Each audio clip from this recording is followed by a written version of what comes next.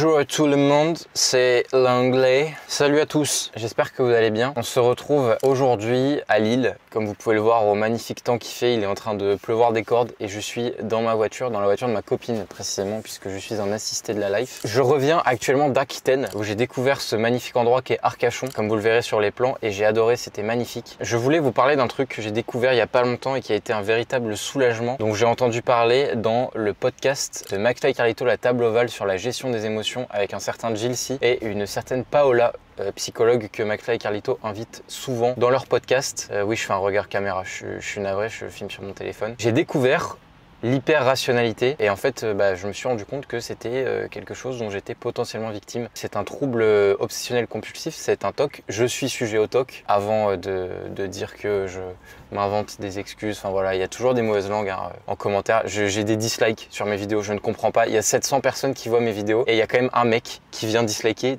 toutes mes vidéos. Écoute mec, je sais pas ce que je te fais, mais si ça te fait du bien, écoute, je t'invite à continuer. Tu seras le premier à m'avoir disliké.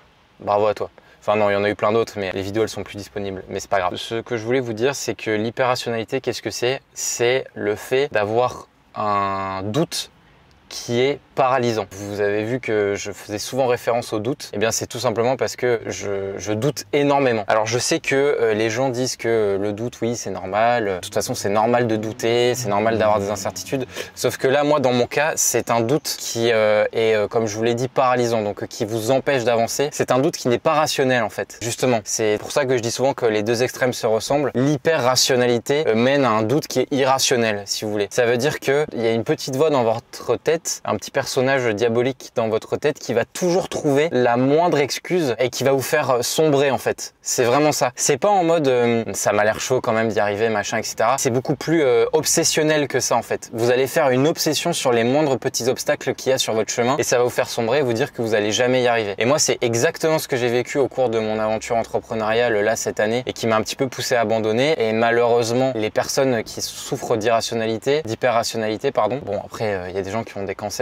Je suis pas en train de dire que c'est la fin du monde. Malheureusement, les personnes qui souffrent d'hyper-rationalité ont tendance à ne jamais achever leur projet. Et moi, c'est exactement là ce que j'ai vécu, c'est le fait de ne pas pousser mon aventure entrepreneuriale, de ne pas avoir poussé mon projet pour les étudiants, etc. C'est qu'en fait, le doute va venir s'instiller à travers les moindres failles dans votre quotidien. Au moindre obstacle, vous allez sombrer. Donc moi, typiquement, un refus de client, ça va être, voilà, putain, j'en étais sûr. Et en fait, c'est là que la machine se met en route. Vous vivez dans votre tête, en fait. Mais vous avez toujours un truc qui va vous dire, bah oui, c'est normal que tu n'y arrives pas forcément. T'as pas fait HEC comme Théo Lyon, donc tu pourras jamais monter de boîte comme lui. T'as pas fait comme X, t'as pas fait comme Y, t'as pas fait comme Z.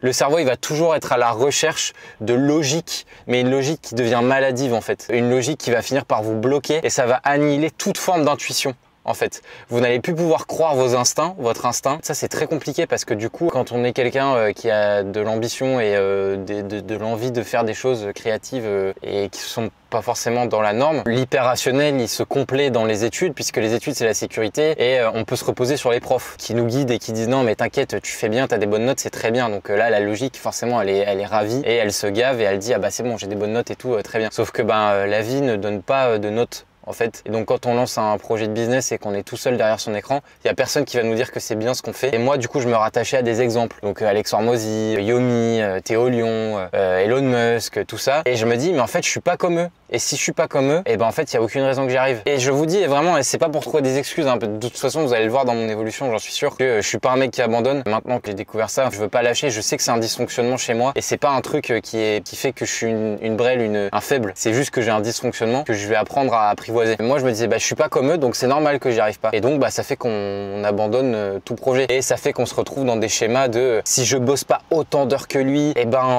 c'est mort. Donc en gros Alex Hormozy il bosse 12 heures par jour. Moi je vais bosser 11 heures ou 10 heures, les 2 heures qui manquent vont faire que évidemment je vais pas y arriver. Ça veut dire qu'en fait il faut 2 heures de taf en plus dans la journée pour passer de 0 à 1%. C'est vraiment des raisonnements comme ça, hein, je vous jure. De toute façon je ferai une vidéo dessus un peu plus poussée. Là je voulais vous en parler parce que il faut créer du contenu et je veux garder cette routine d'une vidéo par semaine et j'avais besoin de vous parler de cette découverte. Mais voilà, j'ai mis le doigt dessus et j'en suis très content et je vous tiendrai au jus de mon avancée là-dessus. Et à partir de lundi je commence ma nouvelle vie entre guillemets où là le doute je vais lui faire je vais lui niquer sa grosse daronne bien grasse. Excusez-moi, je suis un peu vulgaire. Je sais que le doute, c'est un dysfonctionnement chez moi et qu'il est pas normal, on va dire. Donc voilà. C'était le petit passage, le petit plan discussion du vlog et je suis content de vous en avoir parlé. Je suis sûr qu'il y a plein de gens qui sont victimes de ça et qui s'en rendent pas compte. Donc voilà, je vous tiens au courant et je vous dis à très vite. Ciao.